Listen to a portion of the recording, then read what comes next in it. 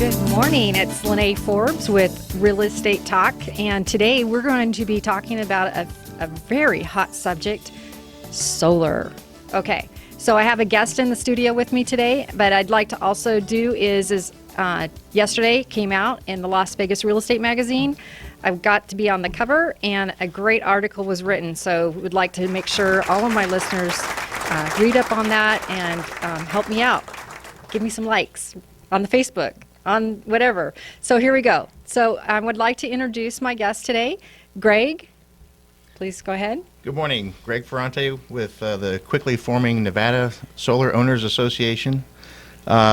We are trying to put together all of the people in the state of Nevada that own or lease solar panels so that we can have a voice with our state legislators to ensure the longevity of net metering and benefits for solar owners. Great. Thank you so much, Greg. So today what we're going to do is we're going to touch on some of these very hot subjects. We were under the impression that they were not going to make any changes to fees and to the monthly fees that the ratepayers would be paying. And then all of a sudden, out of the blue, on the end of December, the PUC, the Public Utilities Commission, made a change. And made an agreement with Nevada Energy to start charging, as of this coming Friday, additional fees to those who have solar. So I brought Greg in here today because, you know, he's a real estate agent as well as I am, and it's like this is really important to us as people when we put people into homes and we are helping them, you know, forge forward with the biggest investment of their life. And then they make another decision to have solar, and they have that change after they've already signed the contract. So, Greg, give us a little bit of history on how this came about, and give us kind of coming up to December when it all suddenly changed on us. Well, basically, I personally own a solar panel system on my house and recently purchased that system this past summer. Like any other homeowner, basically, you're going to do a little bit of research to find out whether this is a good deal, if it's going to save you money, if it's a good investment, and the longevity of that investment. In my case, my solar panel system is actually quite large. It's about 69 kilowatts and runs about 96 panels. And was a major investment of about $80,000. And so, needless to say, I did my due diligence end to end on this. And so what I did is I went to the educational series that NV Energy was putting on at the libraries, learned all about the benefits of solar and how NV Energy was working with homeowners with solar, as well as being encouraged to get solar. I then contacted the Solar Generations Program at NV Energy personally to talk with them about the upcoming discussions about net metering. And at that point in time, which was in August of last year, they had already delineated what was called a net metering 1, which would be customers in under the 285 megawatt limit, and then net metering 2, which would be anybody who signed in after the 285 megawatt limit, which would be on a different rate. So basically, after talking with Solar Generations, then I then talked to the PUC as a matter of prudence to find out what their take was. They essentially repeated the same information and said, you know, maybe it's best that you get on to net metering 1 before net metering 2 takes effect. That way you get the full benefit. So needless to say, as I analyzed all the numbers, everything looked good. Looked to be about a 7-year, 8-year return on my investment. And net metering 1 was the way to go, so I signed up early, got in the program, and had my solar panels installed. So when the decision was passed on the 22nd that the entire program was being changed and everybody was being rolled into what was being called net metering 2, you can only imagine.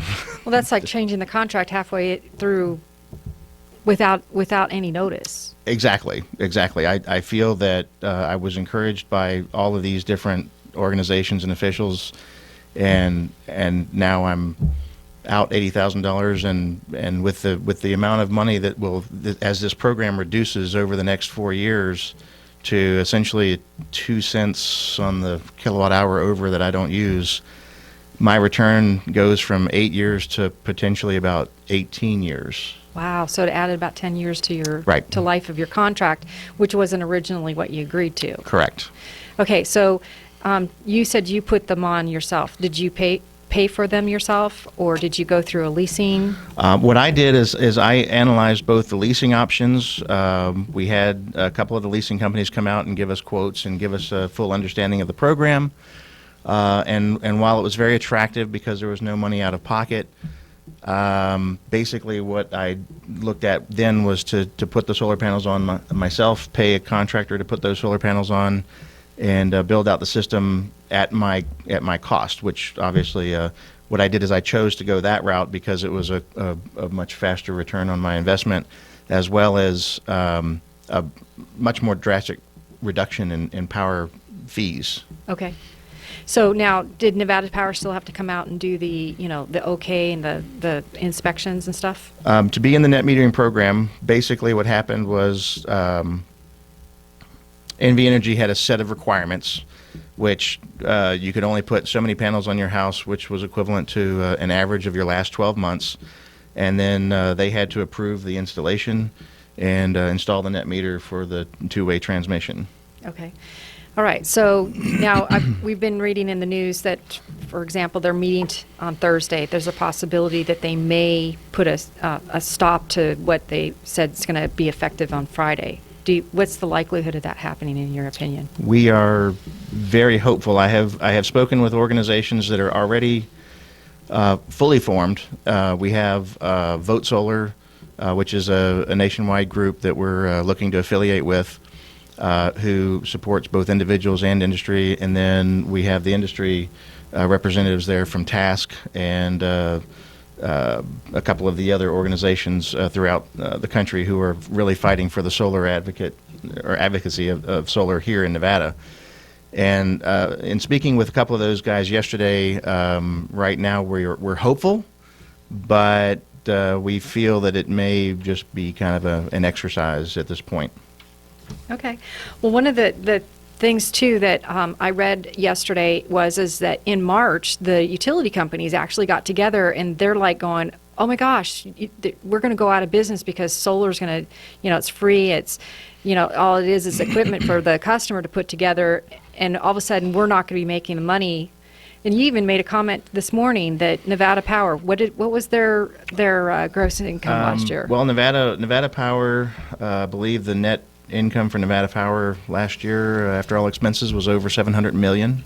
That would be more than all the casinos combined and what they made in profit last year. Wow, that's incredible. Well, like I was saying, the power companies got together in March last year.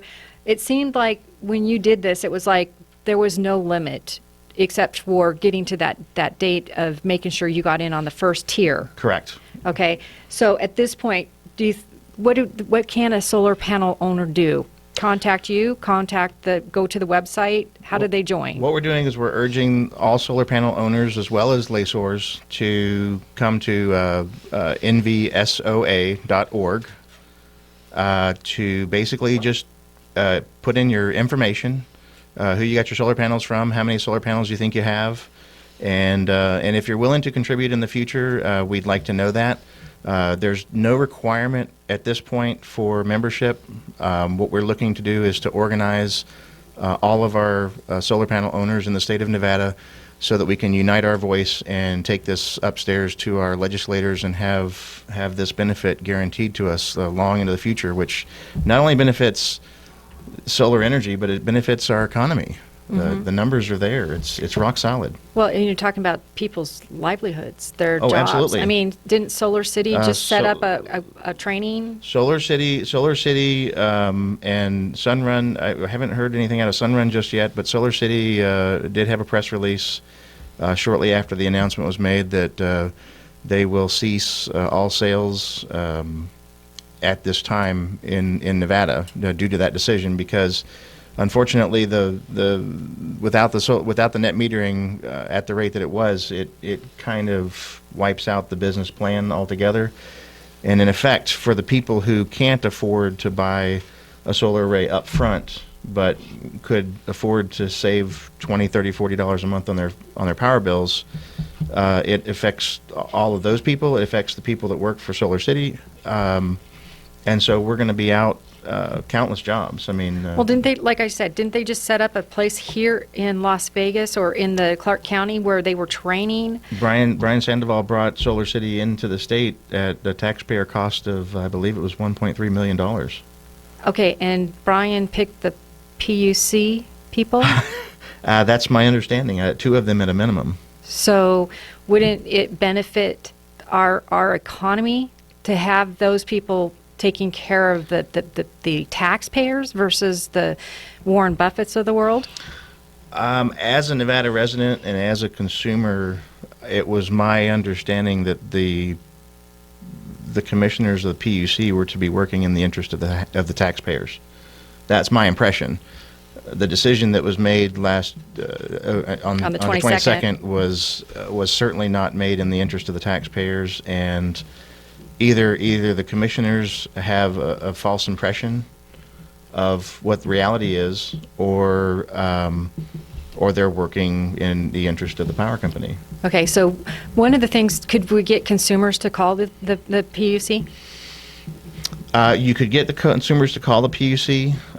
The hearings are ongoing, and so even I can't get into what's called an intervener. I can't get into any of the hearings at this point because it's too late. I could probably get involved on the one on the 13th, but the question is preparedness and of course the number of people that we have in our organization.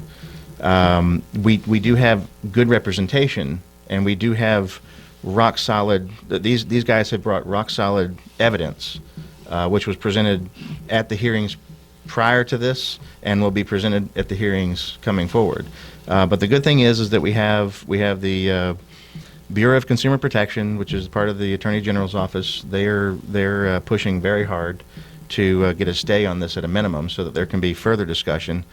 And Task is essentially pushing for a stay as well. And the evidence presented in their documents is all of the points that we're also discussing as solar owners. Okay. Well, we're going to continue on. How are we for our break? Okay. So one of the things that we would like to do today is in our last 15 minutes, if you're listening live and you have questions, I'd really like to hear from you. Our call-in number is 702-483-4444. Love to hear from you. Get some ideas, comments, stay on track. What we're talking about here today is how net metering has effectively changed as of December 22nd, which was basically, I would call that out of left field. People weren't expecting it. They felt like they were getting the soft touch saying, hey, we're going to do this, we're going to do this. Even Greg here was telling us that he called all the people and we're going to do this. So again, thanks for joining me today. Lynaae Forbes, your talk radio for real estate, and we're going to go to a break. Good morning, Lynaae Forbes with Real Estate Talk, and we are talking about a very hot subject today, solar. And really what we wanted to do today, we were hoping to touch is get the people who are right now have solar on their homes and want to stop what's going to happen this coming Friday. So we brought to our studio today Greg with the Nevada Solar Owners Association. This is a free, you can sign up for free to be represented as one voice with your solar. And so, again, introduce yourself here, Greg. Good morning. It's Greg Ferante with the Nevada Solar Owners Association.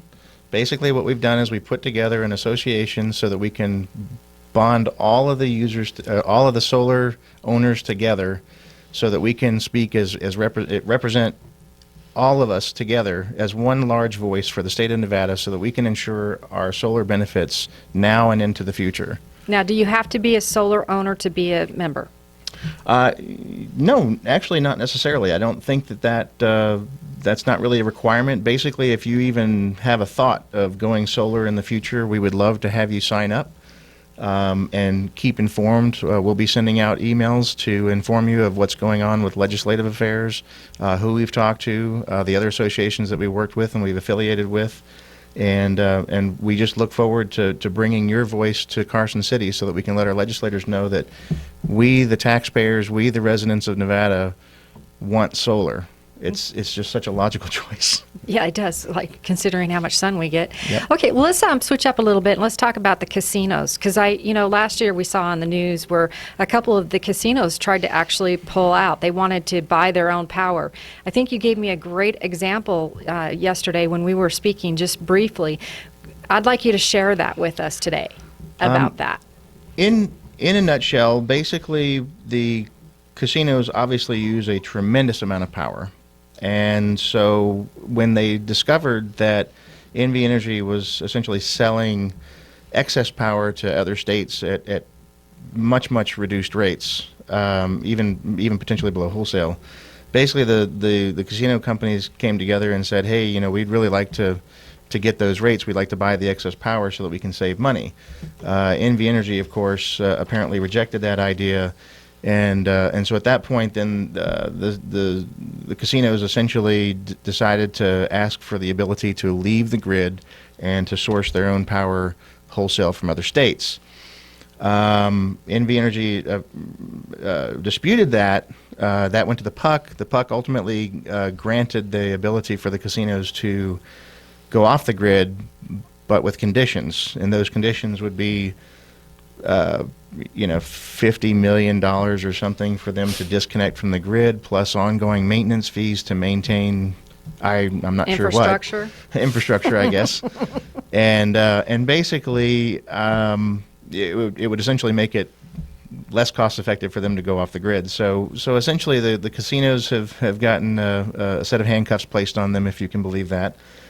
Just like the solar owners have this past November 22nd. And then, there have been comments here and there where people are asking about, well, I'm on solar, I can put batteries on my house and could disconnect from the grid. Unfortunately, we fall in that same category as the casinos. The NV Energy is not exactly going to let you just disconnect from the grid. There'll be a fee to disconnect, and then there'll be an ongoing maintenance fee that you'll pay, which will pretty much be equivalent to your power bill, and which they'll say is for maintenance. And so you'll still have the cost of your batteries plus the cost of being connected to the grid for which you're not using. Well, that's very interesting because, we're touching on the fact that do you have to be part of the grid? I remember a story I heard last year about a lady that didn't like the new meters that were being put on, right. And she actually messed with it or took it off, and they basically took her off the grid. So, I mean, well, what they did is apparently there's a long-going battle that I've discovered in my research that we have a small group here that apparently opposes smart meters, which is, I guess, kind of understandable.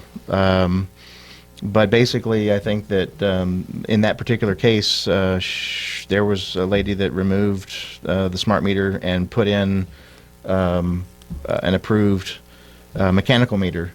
And essentially, when NV Energy discovered that, they came out apparently with armed guards or whatever and took that meter out and basically had her disconnected at that point. So she was disconnected for quite some time. I'm not sure what the outcome of that story was, but it just seems like, the more that you dig into things and the more that this topic has come up, that there's so much that's going on that a lot of us as normal, everyday, ordinary working citizens, we just don't pay attention to. We get our power bill, we go, oh, that's ridiculous, but we pay it.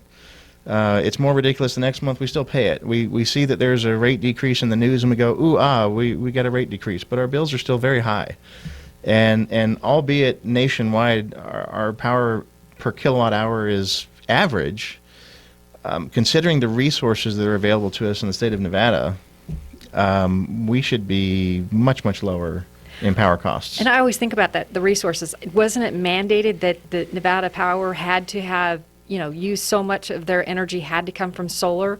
Is it only this that they can do just the solar farms? Why can't they utilize the homes that are already there?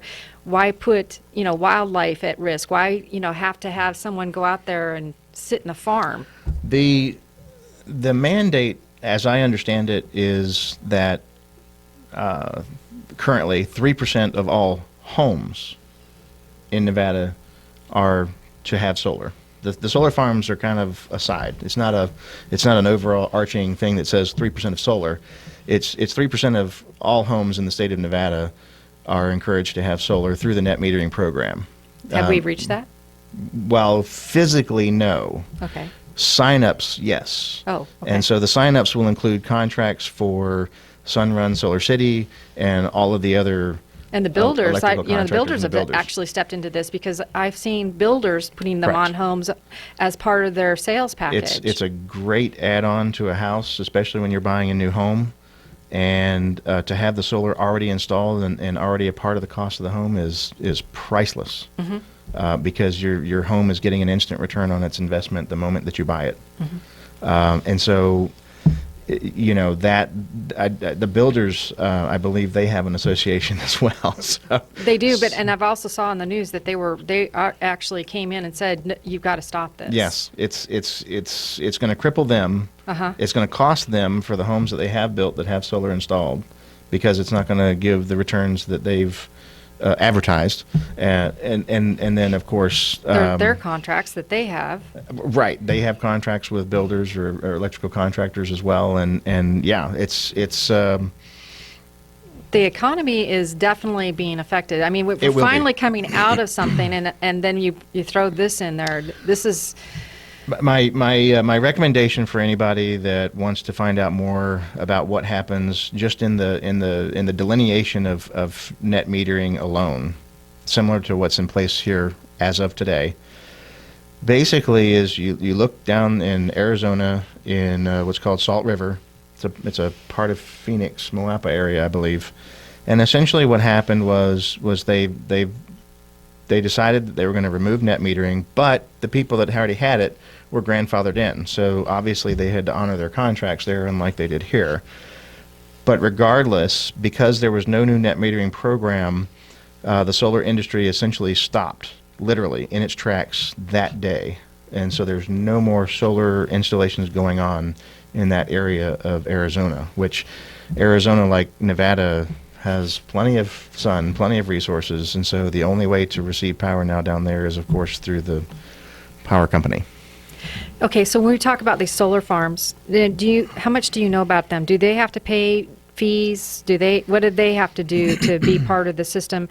Are they getting government funds and then they sit there and waste it all? And Well, I mean, what they do with it, I don't know. But basically, what we have solar farms being erected throughout the state of Nevada.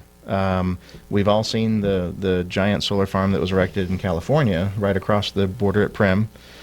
And we have the Playa 2 project, which is coming online or just came online. And basically, my understanding is that the Playa 2 project received substantial Nevada state tax abatements, millions, $3 to $5 million that I can find, and there's probably more each year that go along.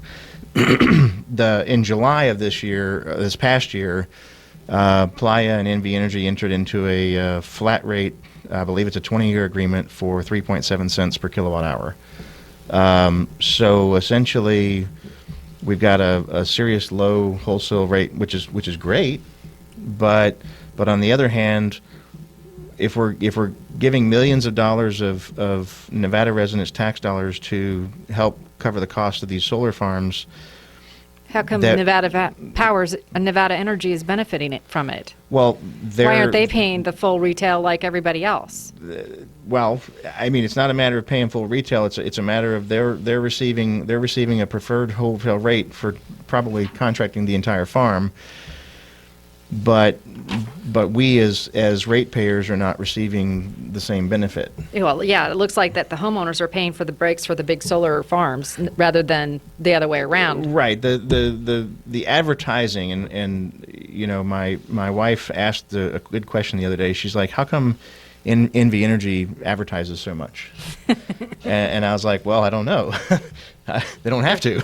Yeah, they're kind of a monopoly. Aren't they a monopoly? They are a monopoly. Okay. And so basically, And looking at the advertising over the last 6 months, most of the advertising that I've seen was basically to discuss about how great solar is and how they're moving into solar and this and that and the other.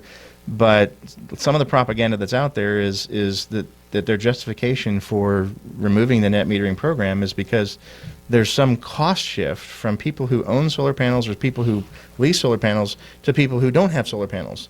And the fact of the matter is that the benefit of a distributed rooftop solar farm where, like my house generates maybe 50 to 100 kilowatt hours of excess power, that actually goes right into the grid, right into my next door neighbors and so forth, which NV Energy in turn charges them full rate. They just give me a credit. And at some point in the future, I'll use that credit. But in the end, they've made more than a wholesale rate on power that they never sourced, never transmitted, and never had to generate themselves. And if you think about it, the investments that I've made and the investments that Solar City and other owners have made, we're actually building a solar farm very similar to that's built out in the desert. On taxpayer dollars. On taxpayer dollars, but we're putting the money into the infrastructure and into the economy here with no incentives other than the net metering incentives, and basically it's really helping NV Energy. But somehow we've been made into bad guys, and we're somehow, because we're rich or something. Well, it seems like that they're pitting the non-solar and the solar customers. Correct. When in fact that shouldn't be the case. Right. I mean, it's like the difference. I think we talked about a Humvee or a Prius. Just because I paid less as a Prius owner at the gas pump than the Humvee guy. Why does that? Basically, the analogy that I've seen posted out there a couple of times is essentially if I have a Hummer and you have a Prius and we go to the gas station, because you have a Prius, you would pay $2 more per gallon because you use less gas. So how is that fair? I made a choice to buy the Hummer. I made a choice to spend more gas. You made a choice to buy the Prius to spend less gas. I made improvements to my house to spend less energy. Some other people may not have decided to do improvements to their house to save energy. And so there's no difference other than the cost of their bill. Well, that's interesting. So we're going to go to our next break. I am, again, Lynaae with Real Estate Talk. We're talking on a hot subject today of solar. Hi, Lynaae Forbes with Real Estate Know-How. Thank you for joining me in my first show. And today we are talking on a hot topic of solar. Our next part, we're going to talk a little bit about the players. And what do we mean when we talk about the players? We're talking about the taxpayer. We're talking about the homeowners. We're talking about the people who pay to Nevada Power, be it you a renter, be it you a homeowner. And we're talking about the casinos. They're pretty strong here in Nevada, and yet they have to fight with the monopoly to get off the grid with this particular thing. So whatever happened to the fairness? And don't you want to know where your tax dollars are going? Who's benefiting from those when we go out and put those solar farms together out there, where Nevada Power then has an agreement that they're buying the power back at a very low rate? Why are they entitled to get the benefit of our tax dollars and then come back in and say, hey, we're going to raise the rates for the meters on the people who bought solar? Why are they pitting the solar owners against the non-solar owners? And I like the fact that, Greg, you talked about today is the fact that there are several ways in which to put this stuff on your house. You can either pay it up front, which most homeowners don't do. You can then go and do a lease with any of the different companies out there, or you can go out and buy brand new and have a builder already have it installed. Precisely. There's a number of ways that you can utilize solar on your home, all the way from powering your entire house to simply powering your water heater. And all of these options are available to you, whether you obtain these from distributed solar companies such as Solar City and Sunrun that lease you those with a monthly fee based on your utilization, or if you decide to put that as a part of a build of your new house, or if you decide to add it to your existing home. these are the options that are all available to you, and there have been a number of various incentives available. One of the incentives that I can touch on is the what's called the solar PECs, or power energy credits. Basically, what that is for every kilowatt hour that I generate on a solar grid, I receive a credit, and this is very similar to, say, carbon credits. And at first, when carbon credits came out, they were pretty much worthless. Nowadays, they carry a pretty good weight, and you can sell them on the open market. And those things would go towards industry players. NV Energy used to buy the PECs from people that would install solar panels, and they did that through the program, their solar generations program, where what I would do is people saw it as a state incentive, but basically what it would do is when I bought my solar panel system, essentially I have a federal incentive, so 30% of that purchase price I get back in federal tax dollars, credits on your tax return over the next several years. And so the harder I work, the faster I get that money back.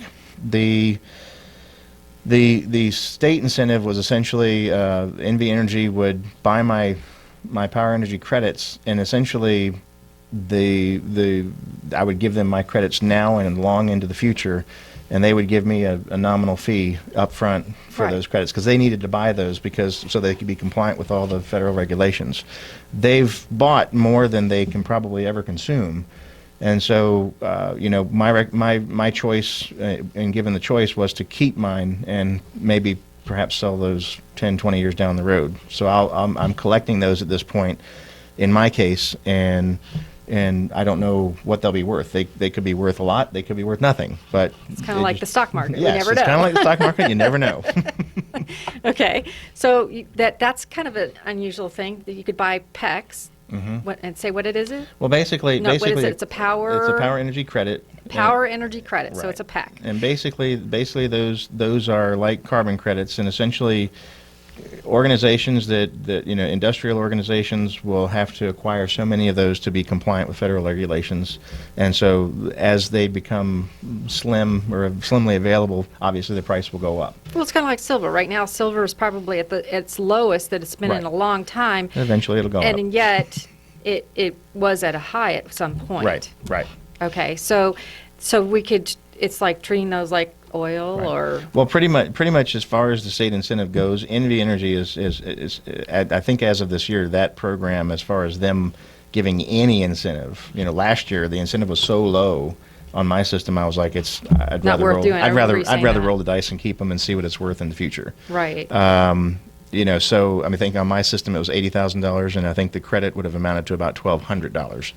And now had I bought back in 2007, I would have received a much higher credit. Well, but so they're like giving you 2 cents and they're selling it for 11.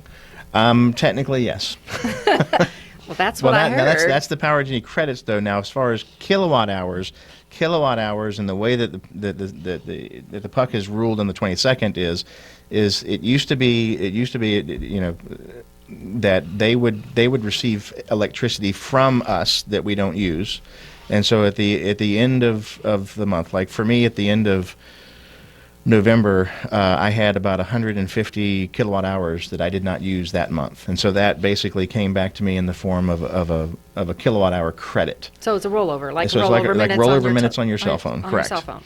And so essentially, in December, we've had a lot of clouds, and so I used up those credits, and basically am paying 11.6 cents for my kilowatt hour rate, normal rate like everybody else. I'm paying to receive energy on a system on the electrical grid that's been there, hasn't really changed.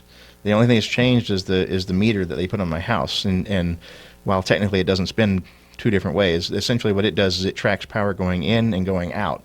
And so the only difference in the electrical wiring leading up to my house is that net meter. Okay. Everything else I paid for and had installed on the house at my cost. NV Energy didn't pay a thing other than putting that net meter on the house to keep track of the bill. And now they don't even have to send anybody out there. Now they want to charge me more per month for that net meter, and now what they want to dictate to all of solar owners is, instead of giving you a credit, we're going to give you a lesser credit. So starting this month, it's 9 cents per kilowatt hour, down from an even swap credit. And then next year it will be like 5 cents, and ultimately in January of 2020 it's going to be like 2.8 cents per kilowatt hour. And so that's, when you look at that number, it's almost not worth sending it to them. So the question then goes is there's approximately 17,000 homeowners in Nevada who have solar panels. If these rates increase or go through, will anyone else buy solar? Will they then be encouraged to be putting these on their house? Or similar to what happened in Arizona? Salt River in Arizona, I have a feeling that what's going to happen is that the solar industry, I mean, like I said, we've already gotten a press release from Solar City that they're essentially pulling out all new sales and installations in Nevada. So they're not going to sell or install any new systems in the state of Nevada as it sits now.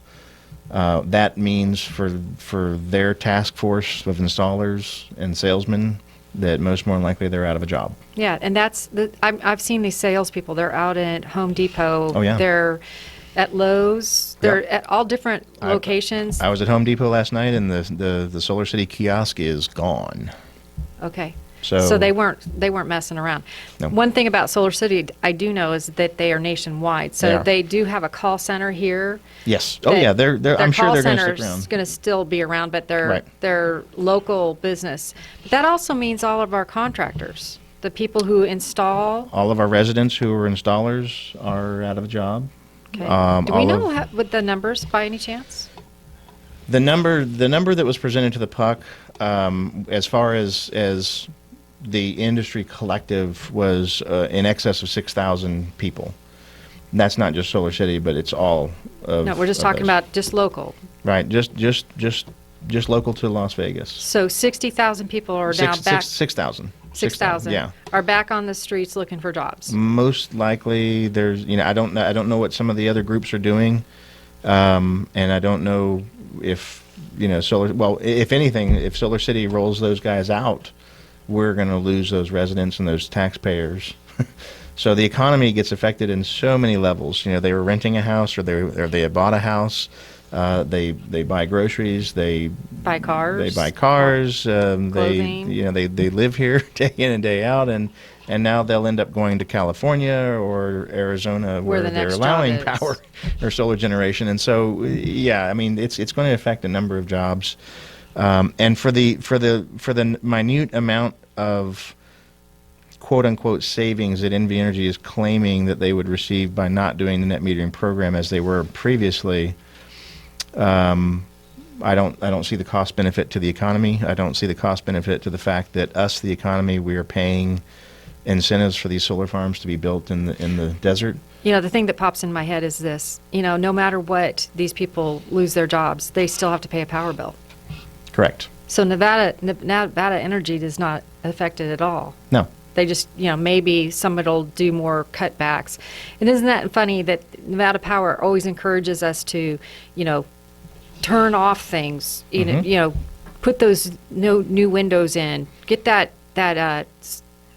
I don't know. They encouraged me to put a solar panel system on my house. I was like, hey, I'm in a position to do that. And they were like, oh, it's the greatest thing since sliced bread. You should do it. And we have net metering, and you're going to benefit so greatly from it. And I'm like, hoorah. Okay, so I guess the question then comes in, where does contract law comes in on this? Because here's the thing. There's contracts that all of these people signed into when they had the leased solar panels put on. Correct. And their numbers were based on what we had before December 22nd's change. Correct. The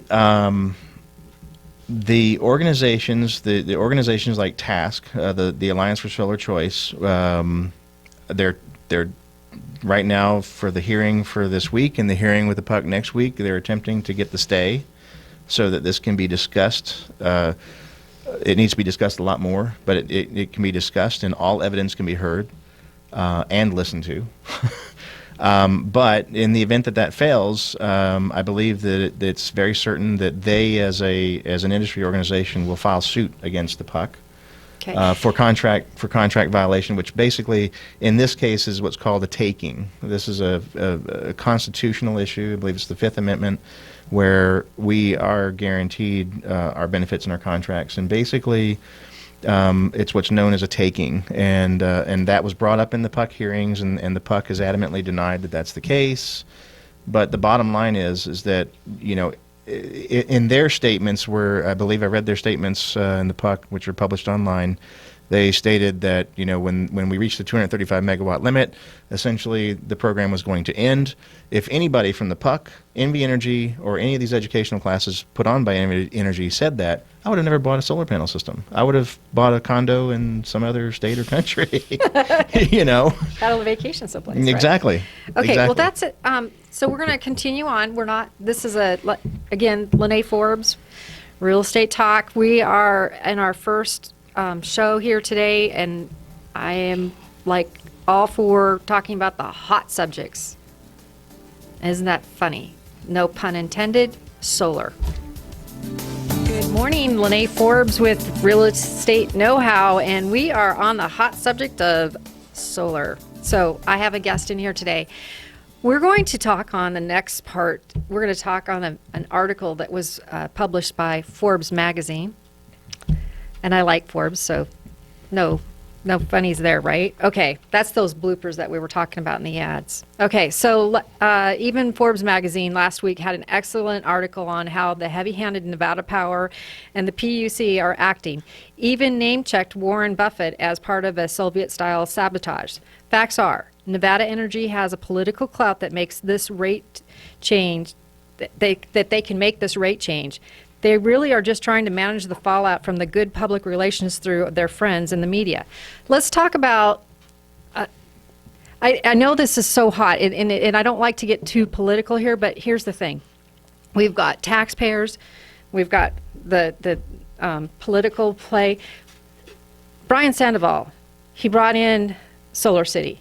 Mm-hmm. Who else was he a part of? There was another, he was an attorney who represented some other parties in some things. My understanding is that he represented, early on, I think he was representing NV Energy in a number of cases. Okay. As well as some of the people that are on the PUC today. Okay, so let's talk about the people that are on the PUC. So what do we have what's their three names? Ooh, I don't have all that info on hand. All right, but, so our next time we'll go Commissioner there. David Noble, he's the one that's kind of leading the pack at this point. Okay, well, let's talk about him. What do we have any history on him? Where does he come from? What's his background? Do we just a little bit? Just what would the normal public be able to find on it? In a nutshell, there has been I believe on the Sun, one of the posters posted a synopsis of all three players, because the press really isn't putting their information out. They're just kind of calling it the PUC and the decision. But the three players that made this decision, their names and their information were the synopsis of where they were and who they were appointed by was placed actually in an article on the Sun, which was the Sun. I believe it was the Sun Review on Sunday. And so, when I saw that, I read through that and got to understand that essentially two of the current players were appointed by Brian Sandoval. One was installed by Gibbons, and basically the issue is that all three previously were inside energy players. They either represented power companies or worked in the interest of power companies in the past. And these are the people that are supposed to be representing the taxpayers? Oddly enough, yes. Like I said, I was under the impression that they were representing me and protecting me from monopoly being able to do whatever they wanted to do. But when the vote was handed down on the 22nd, basically it said that the motion to keep net metering as it was denied, and NV Energy's request to change the tariff was approved, but there was no rates at that point to approve. So they basically gave free gratis to NV Energy to set the rates for whatever they wanted to. Did any of these three people work for Nevada Power prior to this? We're talking about the energy field, but did they work for Nevada Energy? I don't know if they actually worked for Nevada Energy, but I believe that they worked for the benefit of NV Energy. Okay. Well, I'm going to go and dig that up a little bit. Maybe we'll have some more information on my as a footnote to this show. Okay. I just find it interesting that we're supposed to have these people that are representing the taxpayers and representing what's supposed to be right in our country, that the things of, contract, the things of taking back. And how would they feel if, they went out and bought this grandiose car and they were told they could pick it up for $20,000 and they walk in and it's $30,000. So it's, it's not fair. And it's not fair that the taxpayer is paying Right. for the benefit of the sun farms. Right. I mean, that's the thing is that, while we may see some sort of a rate decrease overall come from NV Energy in the coming weeks and months, we're talking about a half a penny or a penny per kilowatt hour, which really doesn't amount to much on your bill. But in the same throw, wiping out net metering as we know it to solar generators is much more financially devastating. As a whole. As a whole. Well, it's like taking a penny out of everybody's bank account. Maybe we wouldn't see it, but as a whole, we would if it was, daily. Precisely. And what it, again is did not Nevada Energy make enough money last year off of us as ratepayers? And we're also tax-paying As a public. monopoly, how much is enough? Thank you. I mean, I would love to make $720 million in 1 year. Yes, I would too. I would love to roll 4 trucks and 12 guys out to a house to install a net meter. If I did that as a small business owner, I would lose my shirt. So I wonder if they want to save money and lower costs, maybe they should look inside, not take away benefits that were previously contracted to us or given to us by state law. All right, so I'm going to be writing up an additional blog on my site, and what I'd like to do is wrap up today. I want to thank Greg. Please say your last name. Greg Ferante. Ferante. Greg Ferante with the Nevada Solar Owners Association for being my guest today, being my first guest on a hot topic. Remember, we're going to have information on my Facebook. My Facebook is onelasvegasexpertagent.com. Also, we'll be posting on the radio station's blog as well. So look us up and join us next week. Never know what the subject's going to be, but it could be hot again. Lynaae Forbes with Real Estate Talk.